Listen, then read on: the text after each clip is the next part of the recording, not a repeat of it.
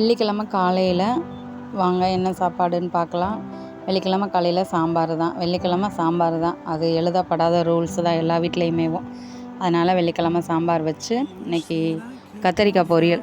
நேற்றே கத்திரிக்காய் கூட்டு வைப்போன்னு வாங்க சொன்னதை பொரியல் வைக்க சொல்லிட்டாங்க. சரி ஓகே பொரியல் பண்ணிடலான்னு பொரியல் பண்ணியாச்சு.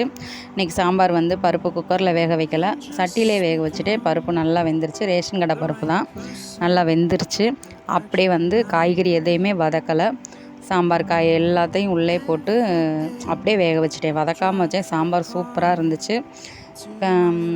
கத்திரிக்காய் பொரியலுக்கு வந்து வெங்காயம் பச்சை மிளகா எல்லாத்தையும் வதக்கிட்டு பொடியாக கட் பண்ணி வச்சுருக்கிற கத்திரிக்காயை உள்ளே போட்டு வதக்கி விட்டுட்டு தேங்காய் பூ போட்டிங்கன்னா நல்லாயிருக்கும். அது வந்து தேங்காய் பூ போடுறதும் போடாதும் நம்ம விருப்பம்தான். வேணும்னா போட்டுக்கலாம், வேணாட்டி போடாமல் இருந்துக்கலாம். தேங்காய் பூ போட்டால் கொஞ்சம் டேஸ்ட்டு நல்லாயிருக்கும்.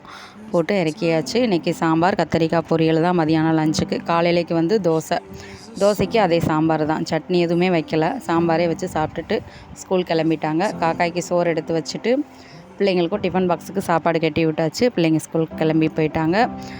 காக்காய்க்கு வந்து தோசை சோறு எதுனாலும் எது இருக்கோ அதை வச்சுருவோம். சப்போஸ் எதுவுமே இல்லை, எல்லாமே பழையசாக இருக்குது அப்படின்னா ஒரு பிஸ்கட் பாக்கெட் வச்சுருவோம்.